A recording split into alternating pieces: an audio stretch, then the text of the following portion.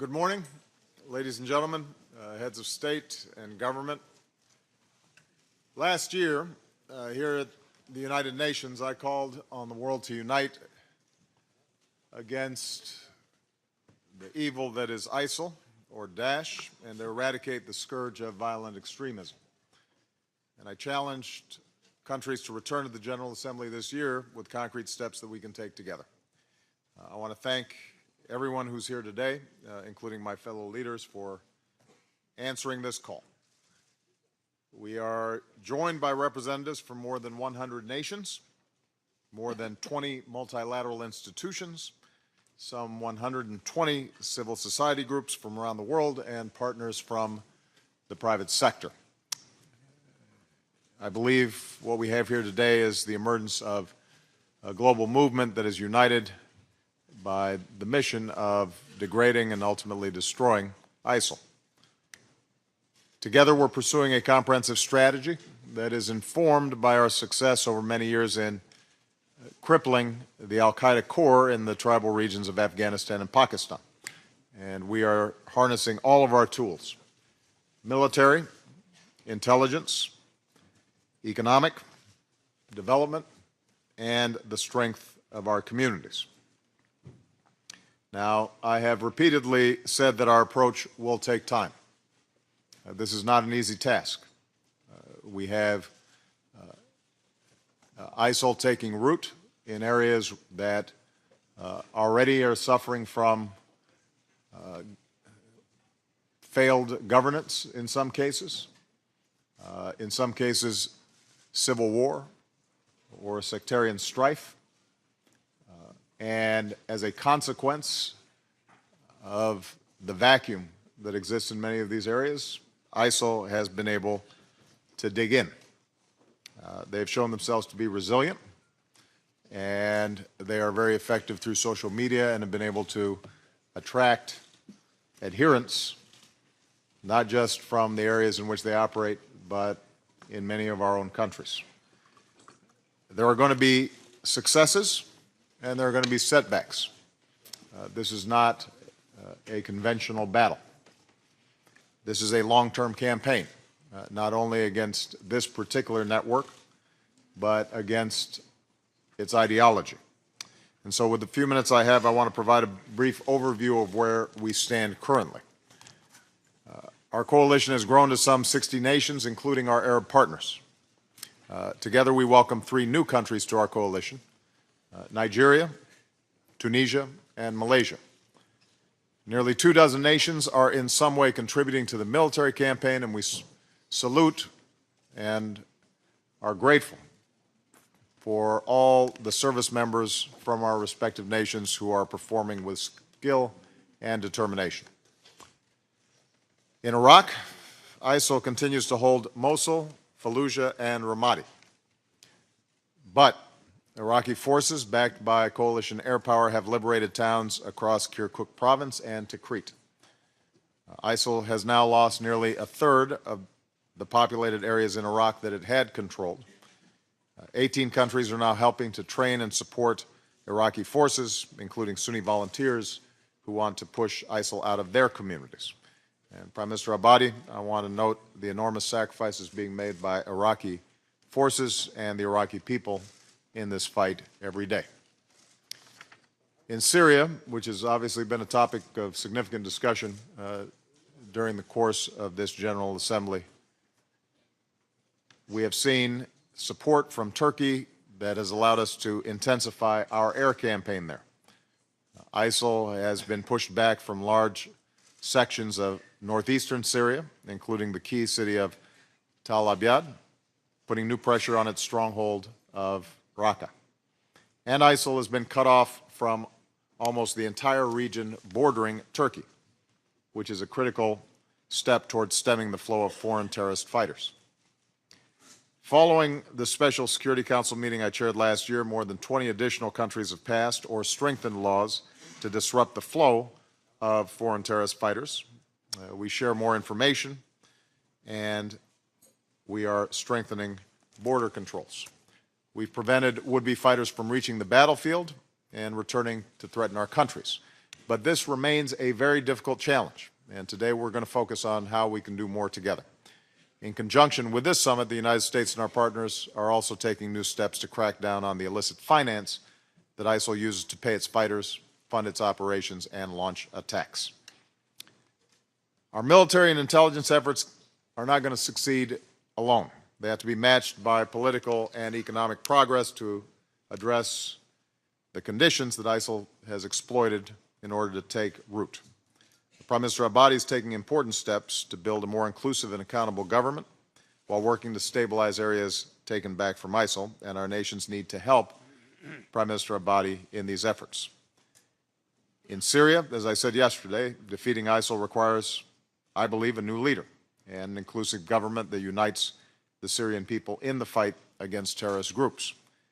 This is going to be a complex process, and as I've said before, we are prepared to work with all countries, including Russia and Iran, to find a political mechanism in which it is possible to begin a transition process.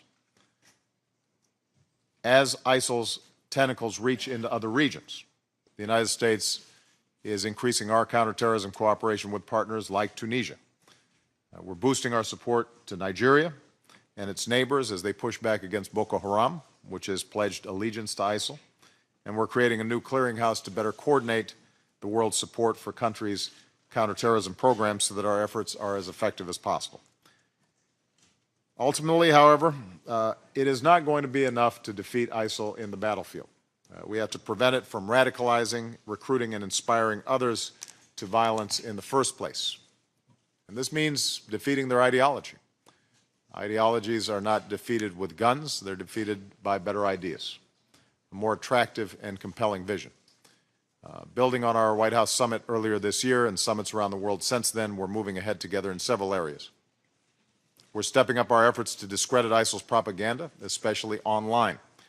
The UAE's new messaging hub, the Sawab Center, is exposing ISIL for what it is, which is a band of terrorists that kills innocent Muslim men, women, and children.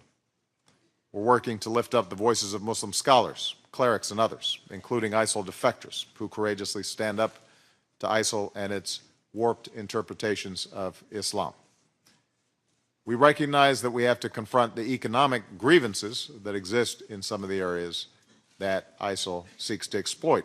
Poverty does not cause terrorism, but as we've seen across the Middle East and North Africa, when people, especially young people, are impoverished and hopeless and feel humiliated by injustice and corruption, that can fuel resentments that terrorists exploit, which is why sustainable development, creating opportunity and dignity, particularly for youth, is part of countering violent extremism. We recognize we also have to address the political grievances that ISIL exploits. I've said this before, when human rights are denied and citizens have no opportunity to redress their grievances peacefully, it feeds terrorist propaganda that justifies violence. Likewise, when political opponents are treated like terrorists and thrown in jail, it can be a self-fulfilling prophecy. So the real path to lasting stability and progress is not less democracy. I believe it is more democracy in terms of free speech and freedom of religion, rule of law, strong civil societies. All that has to play a part in countering violent extremism. And finally, we recognize that our best partners in protecting vulnerable people from succumbing to violent extremist ideologies are the communities themselves. Families, friends, neighbors, clerics, faith leaders who love and care for these young people. Remember that violent extremism is not unique to any one faith, so no one should be profiled or targeted simply because of their faith. Yet, we have to recognize that ISIL is targeting Muslim communities around the world, especially individuals who may be disillusioned or confused or wrestling with their identities. And in all of our countries, we have to continue to build true partnerships with Muslim communities based on trust and cooperation so that they can help protect their loved ones from becoming radicalized. And this cannot just be the work of government. It is up to all of us. We have to commit ourselves to build diverse, tolerant, inclusive societies that reject anti-Muslim, and anti-immigrant bigotry that creates the divisions, the fear, and the resentments upon which extremists can prey.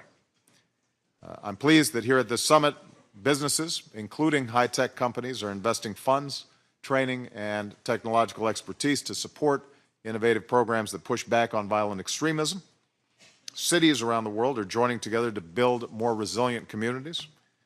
Researchers are partnering to share best practices, knowing what works and what we can do better. And as we saw yesterday, young people from around the world are participating in their own summit. And these young people, many of them Muslim, are coming together and using their talents and technology to push back on ISIL's propaganda, especially online, and to protect their brothers and sisters from recruitment. These young people are an inspiration and give us hope. And I'd ask everyone to join me in thanking all the young people who are here today.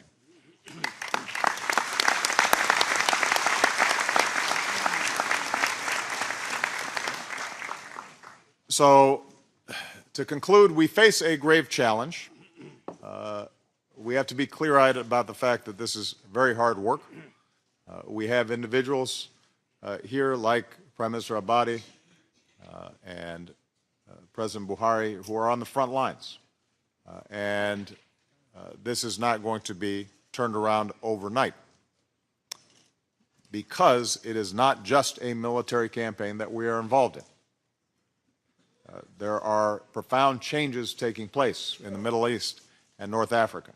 There are problems that have built up over decades that are expressing themselves and manifesting themselves in organizations like ISIL.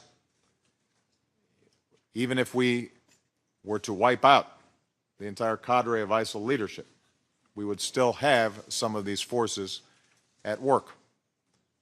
But ultimately, I am optimistic.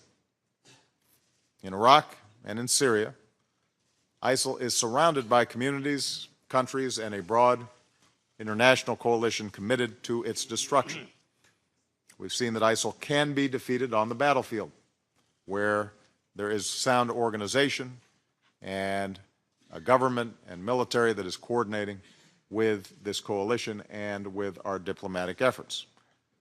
And here at this summit, we're seeing a new global movement to counter the violent extremism that ISIL needs to survive. Like terrorists and tyrants throughout history, ISIL will eventually lose, because it has nothing to offer but suffering and death. And when you look at the reports of those who are laboring under their control, it is a stark and brutal life that does not appeal to people over the long term.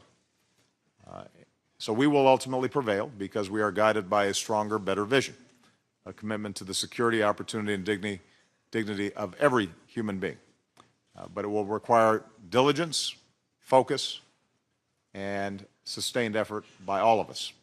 And I am grateful that all of you who are already participating are committed to this work.